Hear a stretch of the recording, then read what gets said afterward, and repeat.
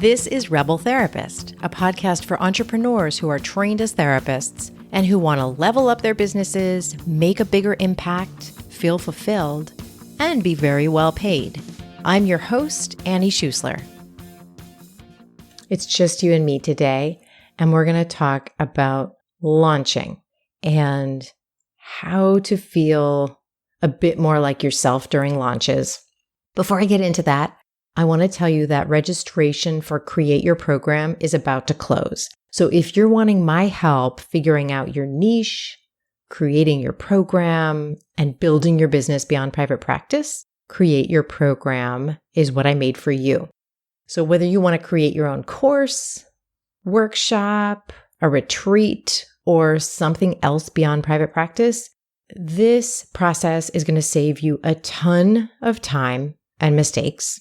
And you're going to meet the best people, and you're going to be working with me. Sign up by Wednesday, April 5th at rebeltherapist.me/create.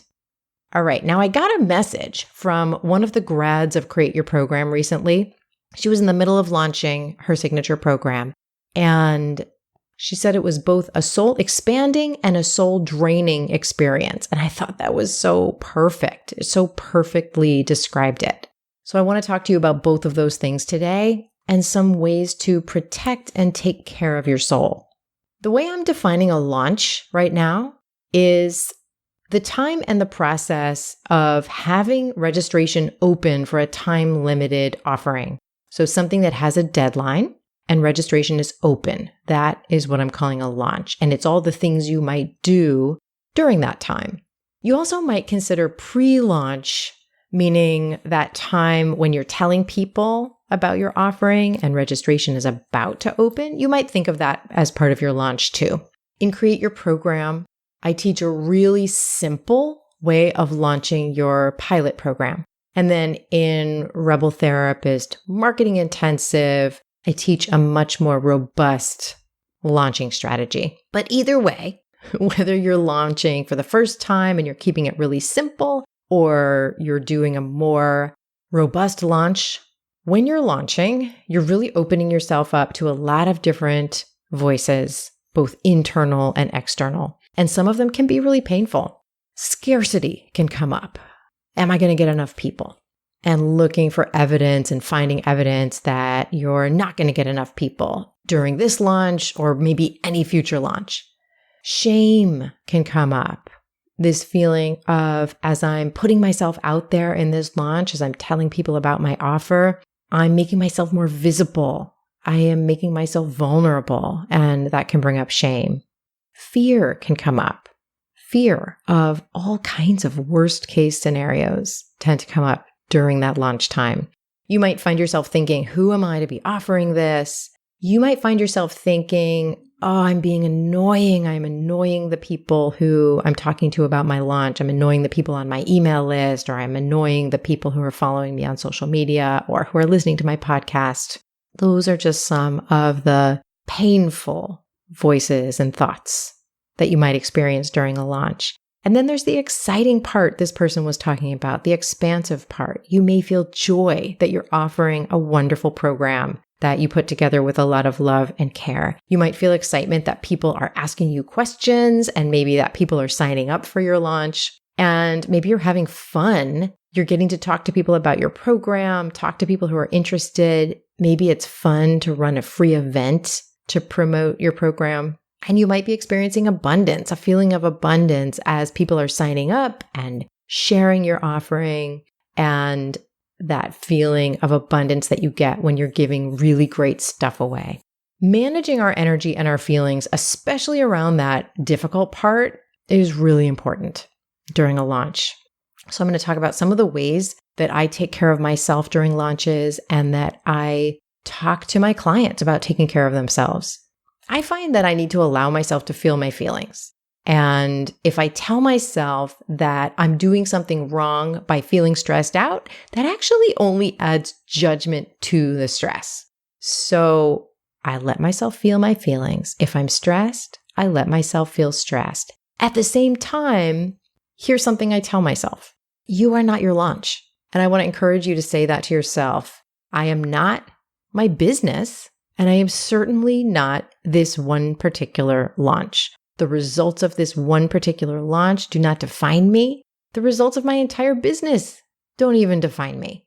Reminding yourself of that during a launch can really help as just a foundational way to not let yourself get confused that if this launch isn't going well, or if this launch is going well, to not let yourself get confused that that means something about you as a human. Another thing that's important is to remember to avoid comparing the inside of your launch to the outside of other people's launches. We don't know what other people who are launching are experiencing. The really tough moments of a launch are usually not shared. So you're probably not going to see them on social media. You're probably not going to hear about them unless you're hearing from a really close friend. And that's for good and understandable reasons. It doesn't mean that people are necessarily being fake. Sometimes they are, but sometimes they are just sharing what they're comfortable sharing. And so you're going to see the inside of your launch and the most stressful and difficult parts of it, but you're probably not going to see that when it comes to other people's launches. So don't compare what you're experiencing to what you're seeing other people do. If you can, set up your business so that you're not counting on this one launch to pay your bills. See if you can set up your business in a way that it doesn't live and die by this one launch financially. If you're making money another way, like maybe you still have a private practice, you're seeing some clients while your program is growing, don't leap faster than you have to. Allow yourself some runway so that if this launch goes really well, fantastic, and you're going to be able to put some of that money in the bank. You're going to have a slush fund so that next time you launch, you're not counting on that money in a kind of paycheck to paycheck, launch to launch kind of way. If you get less people than you hoped in any one launch, you're going to be disappointed, but see if you can set this up so that you don't let a disappointing launch destroy your finances. And that just really helps with your stress level. Another thing that helps with stress is to know your numbers and track your numbers. So you can track things like how many people are on your email list at the start of a launch, how many people, if you're collecting a wait list, how many people have signed up for that before you opened registration, how many people sign up for a free event during your launch, and then how many people attend that event, and how many people look at your sales page during your launch, or maybe the 30 days before your registration closes. And if you track those things for every launch, you're going to start being able to see trends, and you're going to start being able to at least very roughly predict what's going to happen. And it's going to feel a little bit less like a mystery and more like something predictable and something that over time you can have an impact on. So track your numbers and know your numbers so that you kind of demystify the launch process. Plan your launch a few months out. So create a calendar of what you're going to do. And as you're creating that calendar and you're planning out what you're going to do during your launch, you probably want to plan to send out more emails than you're comfortable with. And you want to remember that you're going to be sending those to the people who are interested in your program, who are a good fit for your program. So you want to tailor your launch experience for them first rather than for the people you're afraid of annoying. Pre-schedule all those emails and pre-plan everything that you're going to do ahead of time. That way, you're not going to be taking action and making decisions from this pressured place during a launch, like writing the email that you're going to be sending out the next day. So plan it a few months out or at least a month ahead of time. And then once you're in your launch, no matter how you're feeling, stick to the plan. I mean, sure, you could make small adjustments to it if you want to, but don't panic and remove things from your launch calendar, or don't panic and add a bunch of things to your launch calendar. Really come up with a plan that feels good to you and then stick with it. Another hugely important thing is to repeat your launch. If you've written some thoughtful emails, and if you've done, let's say, a free event to promote your offering, and you've put your care and your time and your energy into those things, Do not rewrite every single email from scratch. Don't create every event from scratch. Don't feel like you've got to do something completely different every time you launch. One of the things that I help people build in Rebel Therapist Marketing Intensive is a repeatable launch so that you've put your care into this, you've put your time into this, and you can just make tweaks every time that you launch. Maybe you're going to write 1 or 2 new emails every time. Maybe you're going to once in a while pivot and do a different free event, but you're going to basically repeat your launch, and that's going to have you much less stressed out. Another thing I like to do, I don't always do it, but this is something that really helps me when I do, is I create a document, like a physical piece of paper document with a paper and pen, where I place my intentions for this launch and this upcoming program. So I write down the name of the program. Every time I run a new cohort, I name it after a tree. And so I write down that name. I write down what I most want for my participants and what I most want to be giving them, how I want to be while I'm running the program. And I write down how I want them to feel as they go through the program. And then I create a blank spot for each participant that I want to have in the program. And so I use an oval or a rectangle for each one. And then as they sign up, I fill in their names or their initials. So this is just for my use. Nobody else is looking at this, but it creates this physical place to represent the launch and the program so that it's living outside of me. I can get excited about it. And I can also really easily see that I am not my launch. This is a document that represents my launch and my program.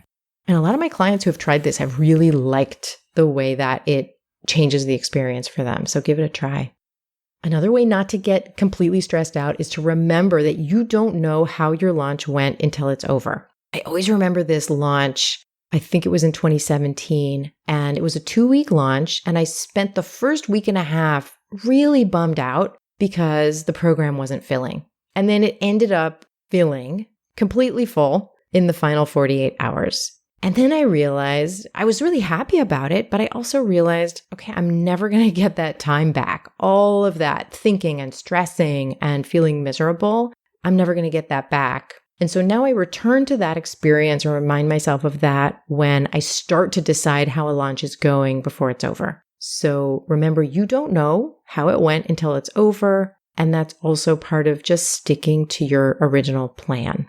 During your launch, set your schedule in a way that's going to support you. So maybe that means working less hours, having less meetings during your launch because you can expect to feel a little bit distracted. Maybe it means there's certain things that you want to make sure are scheduled in during that launch period or that are not scheduled in during that launch period. And during that launch period, tell people you're close to how to support you. So this might mean ask them to remind you that you are not your launch. Or ask them to remind you you actually don't know how it went until it's over. Let them know what the things are that you're going to need to hear during that time. And when you get to the end of your launch, give yourself a big dose of credit for doing the things you decided to do, for being present for those things, for following through, not just for the results. I mean, the results, if you fill your program or you hit the number of participants you were hoping for, you're going to feel great. And it's wonderful to celebrate those results. Like I always remember the time that my friend Karen took me out for ice cream when I had the biggest, most successful launch I had had to date. That stuff is so fun. And make sure you give yourself a big dose of credit, whatever that looks like, for doing the launch, even if the results are not what you had hoped for this time. The part you have the most control over and you get to make the most decisions about is what you do, and the results are not always.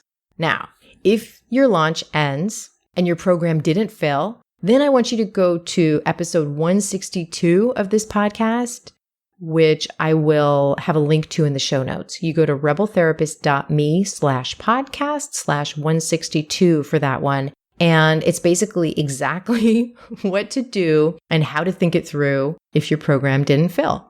Speaking of registration, Create Your Program closes registration tomorrow as this is releasing. So go to rebeltherapist.me/create to learn more about it and sign up. And if you missed it, just get on the wait list so you're notified. It's not going to be available for a while, so make sure you're on the wait list for next time.